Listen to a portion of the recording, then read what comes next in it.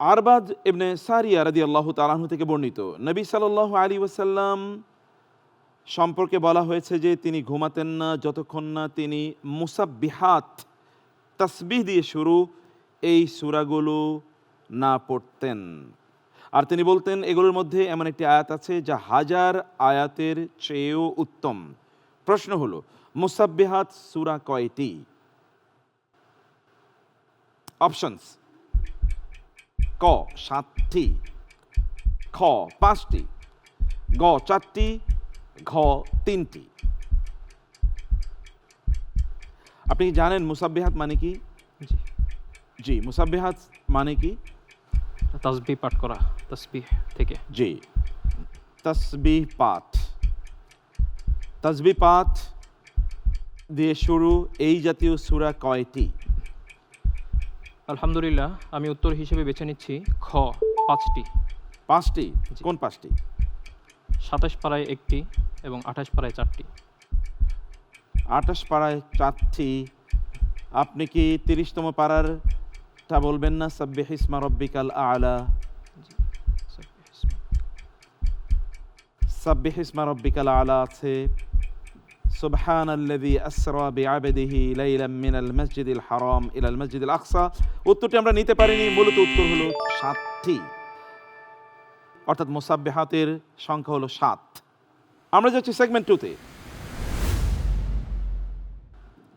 এই সেগমেন্টে আমরা কোরআনের লেন্সে সোশ্যাল ইস্যুগুলো, সামাজিক বিভিন্ন ইস্যুগুলো আমরা দেখব। Countdown started. ফার্স্ট কোয়েশ্চেন: মাসের শুরুতে আমরা রাজা আর শেষে ফকির, অথবা কেউ কেউ এত কৃপণ যে পরিবারের জন্যও খরচ করে না। কোরআন বলছে হাত গুটিয়ে রেখো না, আবার ধুয়ে ফেলে দিও না। ব্যালেন্সটাই আসলে স্মার্টনেস। প্রশ্ন: ইবাদুর রহমান বা আল্লাহর বান্দারা যখন ব্যয় করে তখন তারা কোন দুটি চরমপন্থার মাঝখানের পথ অবলম্বন করে? আসুন আমরা দেখি। অপশনস: ক হালাল ও হারামের মাঝে, খ অপচয় ও কৃপণতার মাঝে, গ ঋণ ও সুদের মাঝে, ঘ দান ও সঞ্চয়ের মাঝে। ব্যয়, ব্যালেন্স। শুরুতে স্মার্ট, অনেক, শেষে গিয়ে খুবই দুর্বলতা। বলুন। মহান আল্লাহ পাক রব্বুল আলামিন বলেছেন, ওয়াল্লাযীনা ইযা আনফাকু লাম ইউসরিফু ওয়া লাম ইয়াকতুরু ওয়া কানা বাইনা যালিকা কওয়ামা। এই আয়াতের ভিত্তিতে আমি উত্তর হিসেবে বেছে নিতে চাই খ অপচয় ও কৃপণতার মাঝে। আপনি বলছেন যে অপচয় করা যাবে না, আবার কার্পণ্য করা যাবে না, অর্থাৎ দুটোর ওয়া কানা বাইনা যালিকা কওয়ামা, মধ্যম পন্থা অবলম্বন করতে হবে।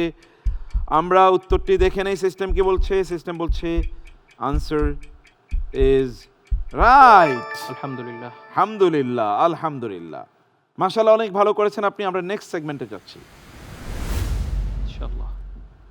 ইনশাআল্লাহ। এই সেগমেন্টে আমরা আপনাকে একটি প্রশ্ন করব, একটি কোরআনের শব্দকে কেন্দ্র করে। এই শব্দের গভীরে গিয়ে আপনি আমাদেরকে শব্দের তাৎপর্য উল্লেখ করবেন ইনশাআল্লাহ। ইনশাআল্লাহ। ওকে, চলুন প্রশ্নটি দেখে নেই।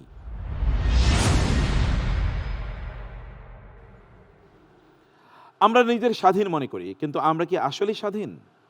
অধিকাংশ মানুষ আসলে কোরআনের পরিভাষায় হাওয়া এর কৃতদাস। প্রশ্ন হলো এই হাওয়া কি? আসুন অপশনগুলো দেখি। ক চাওয়া পাওয়া, খ মনের খেয়াল খুশি, গ নামধাম, ঘ সম্পদ সম্মান। মানুষ মনে করে তারা স্বাধীন, কিন্তু আসলে তারা তাদের হাওয়ার কৃতদাস, আসলে স্বাধীন না। যারা স্বাধীনতার কথা চিৎকার করে বলে মানুষ স্বাধীন, তার যা মনে চায় তা করবে, কিন্তু আসলে তারা স্বাধীন না। তাহলে হাওয়া এর কৃতদাস তারা, আল্লাহ বলছেন। অপশন কোনটি বেছে নেব?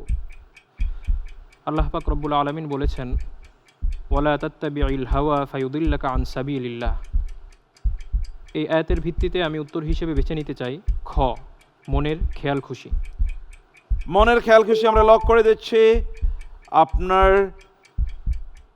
উত্তরটি সঠিক হয়েছে, আলহামদুলিল্লাহ। কিন্তু আপনার রেফারেন্সটি ভুল হয়েছে, কিন্তু আপনার উত্তর যথাযথ ছিল।